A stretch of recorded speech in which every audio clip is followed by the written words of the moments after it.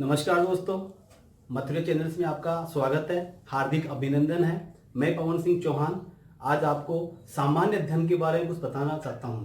तो दोस्तों, आपने देखा होगा सामान्य अध्ययन बिना इसके शायद ही कोई एग्जाम संभव हो पाता हो। लेकिन दोस्तों, हम देखते हैं कि सामान्य अध्ययन जो इसका जो एक क्षेत्र है बहुत बड़ा है। इसमें हम देखते हैं इसमें आपके साइंस भी आती है, ज्योग्राफी भी आती है, history, political, culture, current affair सब सब्जेक्ट आते हैं। अब सिलेबस इतना बड़ा हो गया जिसे हमें कम समय में पढ़ना बहुत टफ होता है। लेकिन दोस्तों, करंट अफेयर्स के माध्यम से हम जो आपका सामान्य अध्ययन वाला जो पेपर है इसको बहुत कम समय में आसानी से तैयार कर सकते हैं। इसमें सबसे महत्वपूर्ण बस एक चीज है कि हमें क्या पढ़ना है और क्या छोड़ना है। दोस्तों, जिस दिन आपको ये आ गया कि हमें क्या पढ़ना है और क्या छोड़ना है, उसी दिन आप जो सामान्य अध्ययन वाला जो आपका पार्ट है उसमें आपकी एक अच्छी पकड़ होगी। तो दोस्तों, बताना चाहूंगा कि करंट अफेयर्स के माध्यम से हम पढ़ते कैसे हैं। तो जैसे मान लीजिए हाल ही कोई घटना घटी हो या कोई महत्वपूर्ण जानकारी आई हो, तो उसके संबंध में आपके उससे संबंधित कैसे भी आपका एग्जाम में सवाल आ सकता है। तो मैं आपको बताऊं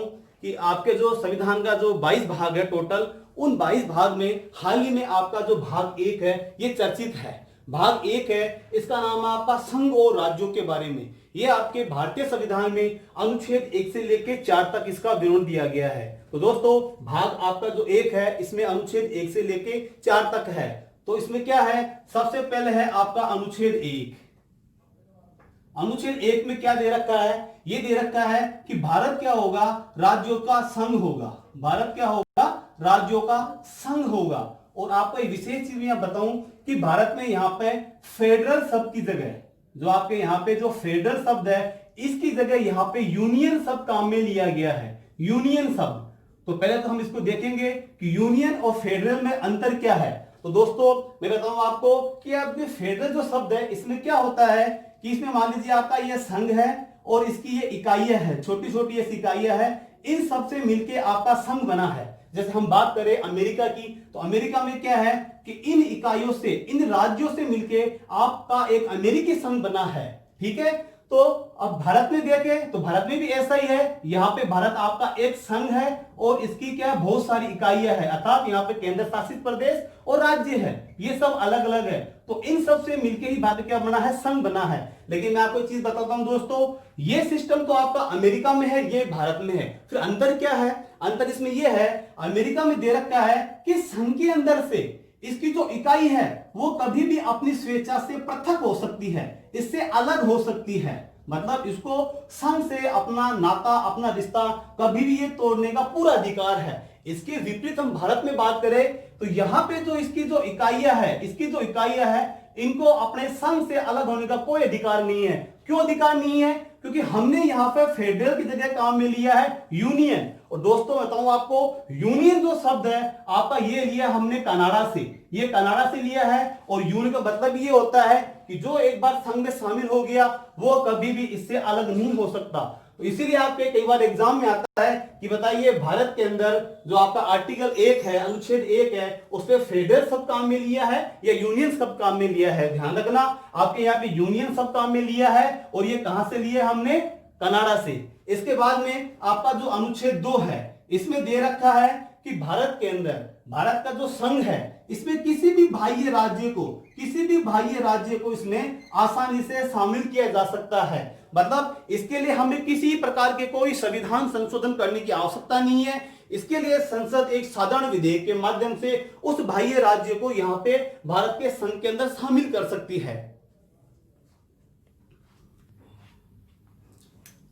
अब मैं बताऊंगा आपको कि आपका जो अनुच्छेद 3 है ये हाल ही में बहुत महत्वपूर्ण है। वो कैसे है, देखो आपके जो अनुच्छेद 3 है इसमें क्या दे रखा है, इसके अंदर बता रखा है कि नवीन राज्य का, अर्थात भारत के अंदर अगर नवीन राज्य का सृजन करना हो, उसकी सीमाएं परिवर्तित करनी हो, उसका नाम बदलना हो, तो उसका प्रोसेस दे रखा है। और अभी आपने देखा होगा कि आपके लास्ट ईयर 2019 के अंदर भारत के अंदर जो आपका जम्मू कश्मीर राज्य था उसको 2 भागों में बांट दिया, उसको राज्य से केंद्र शासित प्रदेश बना दिया। तभी से आपका अनुच्छेद 3, भाग 1 का अनुच्छेद 3 बहुत ही महत्वपूर्ण हो गया। वो कैसे हो गया, इसको देखिए। सबसे पहले तो हम ये देखेंगे कि हमारे यहाँ पे अगर नया राज्य बनाना हो, नया राज्य सृजित करना हो, तो उसकी प्रक्रिया क्या होगी। तो दोस्तों मैं बताना चाहूंगा कि जब भी आपके कोई यहाँ पे नवीन राज्य बनेगा तो उसकी यहाँ पे प्रोसेस के अंदर यहाँ पे 4 स्टेप होती है। यहाँ पे 4 स्टेप होती है। सबसे पहली स्टेप तो ये होती है कि आपकी संसद के अंदर इसको पारित करना अनिवार्य रूप से इसको जरूरी होगा। इसको मतलब कोई भी नया राज्य बनेगा तो संसद सर्वप्रथम उसको पारित करेगी। उसके बाद में क्या होगा कि आपके राष्ट्रपति से पूर्व अनुमति लेनी होगी। मतलब पहली स्टेप में आपकी संसद ने उसको पारित कर दिया, दूसरी स्टेप के अंदर आपके राष्ट्रपति ने उसके लिए अनुमति दे दी, तीसरी स्टेप में क्या होगा, संबंधित राज्य अर्थात जिस राज्य का विभाजन करना चाह रहे हैं, नाम परिवर्तन करना चाह रहे हैं, सीमा बदलना चाह रहे हैं, हो सकता है वो एक राज्य हो या एक से अधिक राज्य भी हो सकते हैं, तो उन संबंधित राज्यों से सलाह मांगी जाएगी। सलाह का मतलब यहां पे है कि उनको एक निश्चित तिथि देंगे कि आपको क्या करना है। भाई कोई आपत्ति है, हम आपके राज्य की सीमाओं में बदलाव कर रहे हैं, नाम परिवर्तित कर रहे हैं या एक नया राज्य बना रहे हैं, अगर आपको कोई आपत्ति है तो आप हमें सलाह के रूप में दे सकते हो। वो भी कब तक, एक निश्चित तिथि तक। ध्यान रखना दोस्तों, ये निश्चित तिथि बड़ी इंपॉर्टेंट है। संबंधित राज्यों को निश्चित तिथि दी जाएगी। उसके बाद में या तो निश्चित तिथि से पहले संबंधित राज्य का आंसर आ जाए, या तो एग्री हो या नहीं हो तो भी चलेगा, या तो निश्चित तिथि से पहले आ जाए उसका आंसर, या फिर निश्चित तिथि फिनिश हो जाए, उसके जस्ट अगले डे से क्या होगा, नए राज्य का निर्माण हो जाएगा। मतलब देखो आपके राज्य बनने की यहाँ पे जो प्रक्रिया है उसकी 4 स्टेप है। पहली स्टेप पे तो क्या होता है कि संसद कोई विधेयक लेके आएगी, उसको पारित कर देगी। दूसरी स्टेप में क्या होगा, राष्ट्रपति उसको परमिशन दे देगा। तीसरी स्टेप में आपका जो संबंधित राज्य है उससे पूछा जाएगा। उसके बाद में निश्चित तिथि देके पूछेंगे। तो चौथी स्टेप में यही होता है कि या तो निश्चित तिथि से पहले उसका आंसर आ जाए या निश्चित तिथि पूरी होते ही अगले दिन से नया राज्य बन जाएगा। अब एक यहाँ पे इंपोर्टेंट सवाल ये बनता है, आपने देखा होगा कि लास्ट ईयर 2019 के अंदर आपका जो जम्मू कश्मीर जो एक राज्य था उसको क्या कर दिया, केंद्र शासित राज्य में उसको बदल दिया गया, अर्थात इसको 2 भागों में डिवाइड कर दिया गया। तो देखो इसके लिए क्या किया गया, सेम यही प्रक्रिया अपनाई गई। क्या हुआ, सबसे पहले सरकार ने इसको राज्यसभा में पारित किया, उसके बाद में सेकेंड डे आपके इसको लोकसभा में पारित कर दिया। तो इससे क्या हो गया, पहली स्टेप कंप्लीट। मतलब लोकसभा और राज्यसभा जब दोनों ने इसको पारित कर दिया तो कहां जाएगा, राष्ट्रपति के पास में। ठीक है, राष्ट्रपति ने इसको हस्ताक्षर कर दिए तो फिर किससे पूछेंगे, संबंधित राज्य को, और फिर वो डेट आ गई। अब हमारे जो आर्टिकल जो 370 था उसमें क्या दे रखा था कि भाई आपका जम्मू कश्मीर है इसको विशेष राज्य का दर्जा दिया गया था। अगर हमें इसको मतलब बांटना है या कुछ भी करना है इसके अंदर तो यहां से इस राज्य से परमिशन जरूरी थी, लेकिन दोस्तों मैं बताना चाहूंगा कि तत्काल समय के अंदर जम्मू कश्मीर के अंदर कोई सरकार ही नहीं थी। वहां पे पहले राज्यपाल शासन लागू हुआ था, उसके बाद राष्ट्रपति शासन लग रहा था, वहां पे कोई सरकार ही नहीं थी। अब वहां पे शासन किसका था, राष्ट्रपति का। तो आप इसके अंदर देखो, संसद ने इसको पारित कर दिया, राष्ट्रपति ने इसमें हस्ताक्षर कर दिए, इसका मतलब संबंधित राज्य से पूछ लिया। मतलब यहाँ पे कर्ता धर्ता कौन हो गया, आपका राष्ट्रपति। जब राष्ट्रपति ने पहले इसको डन कर दिया और डेट दे दिया आपकी 31 अक्टूबर, ये इसकी 31 अक्टूबर 2019 अंतिम तिथि थी। अब देखो यहाँ पे आपका जो राष्ट्रपति ने इसको पहले परमिशन दे दी, अब आगे कोई सिस्टम ही नहीं था तो हमें जरूरत ही नहीं है 2 और 3 में जाने की। आपकी निश्चित तिथि क्या थी, 31 अक्टूबर। तो दोस्तों 31 अक्टूबर 2019 को क्या हो गया, आपका जम्मू कश्मीर राज्य को 2 भागों में बांट दिया और क्या बना दिया इसको, केंद्र शासित प्रदेश। आपका एक जम्मू कश्मीर बन गया, एक बन गया आपका लद्दाख। अब देखिए 31 अक्टूबर 2019 को हमारे यहां पे क्या स्थिति थी, आपके भाग 1 के अंदर यहां पे आपके 29 राज्य से हो गए थे 28 राज्य हो गए थे, और साथ में आपके केंद्र शासित प्रदेश कितने हो गए थे, ये हो गए थे आपके 9 केंद्र शासित प्रदेश हो गए थे। लेकिन आप देखो आपके बाद में क्या हुआ कि आपका दादर नगर हवेली साथ में आपका जो अंडमान निकोबार द्वीप समूह, इन दोनों को मिला के, ये दोनों आपके केंद्र शासित प्रदेश थे, इन दोनों को मिला के दोनों को मर्ज कर दिया गया और मर्ज करके इनको 26 जनवरी 2020 को एक केंद्र शासित प्रदेश बना दिया। तो ध्यान रखना वर्तमान समय में आपके केंद्र शासित प्रदेश कितने, यहाँ पे 8 रहेंगे और आपके जो राज्य है वो कितने रहेंगे, 28। 28 राज्य है और केंद्र शासित प्रदेश कितने आपके 8।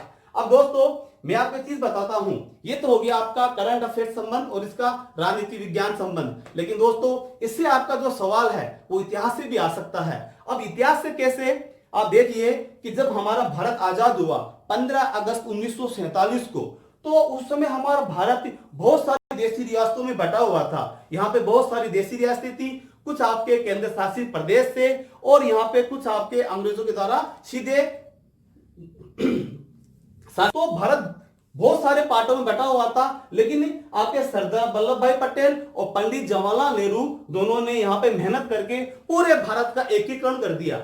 अब भारत आप देखते हो कितना बड़ा है, यहाँ पे इतना बड़ा भारत, और हम दिल्ली से बैठ के संपूर्ण भारत का प्रशासन सही ढंग से नहीं चला सकते। इसीलिए यहाँ पे तत्काल समय में उसका एक अच्छे प्रशासन के लिए हमें जरूरत थी कि भारत में एक ऐसा सिस्टम विकसित किया जाए जिससे दिल्ली में बैठे बैठे संपूर्ण भारत में एकात्मक शासन चलाया जाए। तो दोस्तों इसके लिए क्या करना होता है, जब राज्य बड़ा हो, कोई देश बड़ा हो, तो उसको क्या करना चाहिए, उसको राज्यों में बांट देना चाहिए, सीधी सी बात है। तो हमारे यहाँ पे पहले तत्काल आवश्यकता थी कि भारत को, संपूर्ण भारत को विभिन्न राज्यों में बांट दिया जाए। ठीक है, अब देखो भारत को राज्यों में कैसे बांटा जाए। किसी ने कहा कि साहब यहाँ भाषा के आधार पे कर दो, किसी ने कहा संस्कृति के आधार पे कर दो, किसी ने कहा कि भूगोल के आधार पे कर दो। अब आप एक चीज जानते हो कि सरकार के सामने जब भी कोई ऐसी कोई समस्या आती है तो सबसे पहले हमारे यहाँ पे आयोग बनती है, कमेटी बनती है। तो भारत के अंदर राज्य निर्माण के लिए सर्वप्रथम यहाँ पे अपने एक आयोग बनाया गया। मैं बात कर रहा हूं तत्काल समय में 1948 के अंदर, जब हमारा संविधान निर्माण कार्य चल रहा था, तो डॉक्टर राजेंद्र प्रसाद शर्मा की अध्यक्षता के अंदर यहाँ पे क्या कर दिया, उनको एक काम सौंपा कि आपको क्या करवाना है कि यहाँ पे आपको राज्य के लिए क्या करना है, एक आयोग बनाना है। तो डॉक्टर राजेंद्र प्रसाद शर्मा के द्वारा यहाँ पे राज्य निर्माण के लिए सबसे पहले एक आयोग का गठन किया गया और वो था आपका श्रीधर आयोग।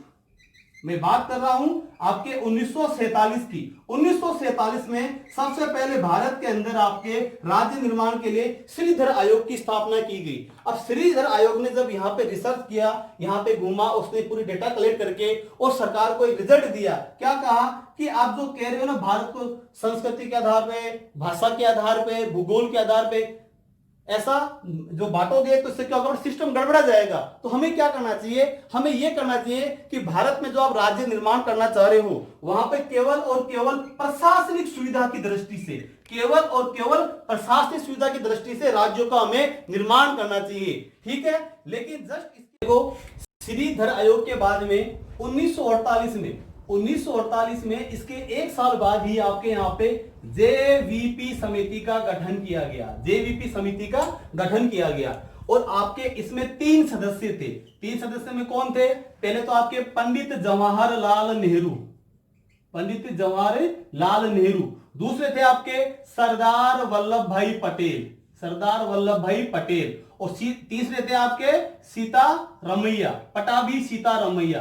अर्थात जेवीपी समिति में आपके यहाँ पे 3 सदस्य थे। अब कभी कभी एग्जाम में आपसे सवाल पूछ देता है कि बताइए जेवीपी समिति निम्न में से कौन सा सदस्य नहीं था। हो सकता है यहाँ पे डी ऑप्शन में आपको चौथा दे दे, तो आपको क्या ध्यान रखना है कि आपकी जो जेवीपी समिति थी इसमें 3 सदस्य थे, पंडित जवाहरलाल नेहरू, सरदार वल्लभ भाई पटेल और पटाभी सीतारमैया, ये 3 सदस्य थे। इसके बाद में क्या हुआ, यहाँ पे अपने भाषा के आधार पे राज्यों के पुनर्गठन की मांग उठी और ये जो सबसे तीव्र मांग उठी आपके, वो उठी आपके भारत के दक्षिणी हिस्से में, अर्थात दक्षिणी भारत के अंदर यहाँ पे इसके लिए उग्र आंदोलन हुए और वहां पे गांधीवादी नेता थे श्री रामुलु जी, वो भूख हड़ताल पे बैठ गए और 56 डे की वो भूख हड़ताल के बाद में उनकी डेथ हो गई। उनके डेथ होते ही वहां पे क्या हो गए, दंगे हो गए। तो नेहरू जी ने विवश होके और जबरदस्ती पहली बार भारत के अंदर 1953 के अंदर भाषा के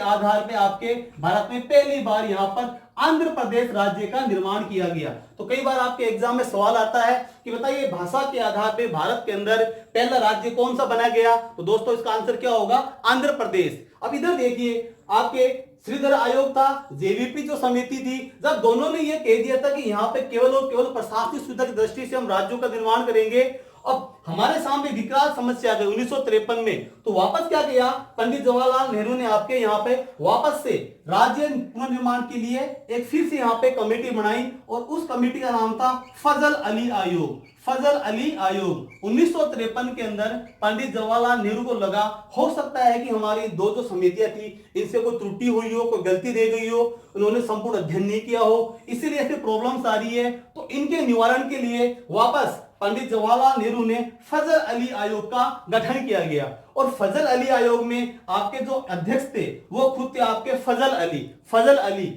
इसके अलावा आपके जो फजल अली आयोग थी उसने क्या किया 1955 के अंदर अपनी यहां पर रिपोर्ट पेश की और इसके बाद में आपका सातवां जो संविधान संशोधन हुआ वो आपका 1956 के अंदर, अर्थात भारत के अंदर सातवां संविधान संशोधन 1956 किया गया और इसका उद्देश्य क्या था कि राज्यों का पुनर्गठन किया जाए और पुनर्गठन किया जाए इसके तहत बताऊंगा आपको कि यहाँ पे जब पुनर्गठन किया गया तो सबसे पहले 1960 के अंदर यहाँ पे तत्काल में जिसे हम मुंबई बोलते थे, मुंबई को दो भागों में बांट दिया गया जो भाषा के आधार पे, एक तो आपका महाराष्ट्र हो गया, दूसरा आपका गुजराती भाषा के आधार पे क्या हो गया गुजरात। अर्थात आपका जो मुंबई था 1960 में इसको दो भागों में बांट दिया गया।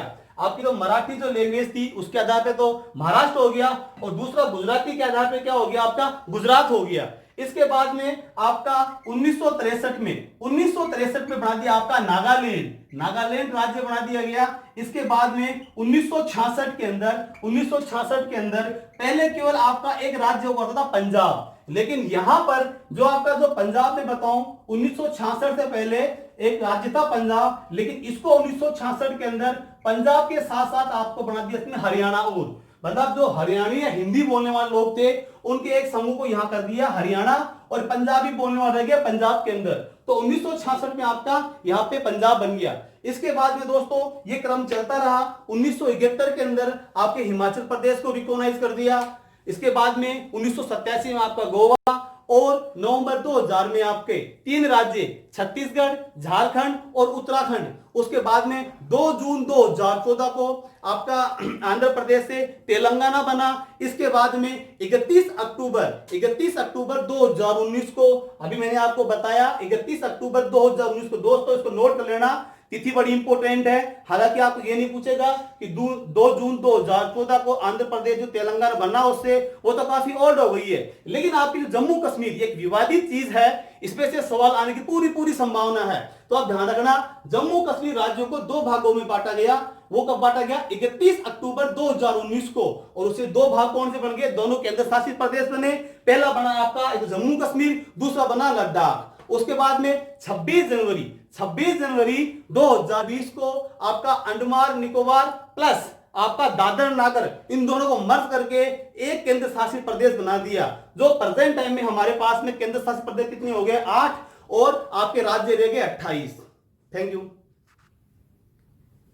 दोस्तों, ये तो था आपका संविधान का भाग 1। जैसे मैंने आपको कहा था कि हमें क्या पढ़ना है क्या छोड़ना है। दोस्तों करंट जीके के माध्यम से हम पूरे जो आपका सामान्य धन का पेपर है इसे बहुत ही कम समय में तैयार कर सकते हैं।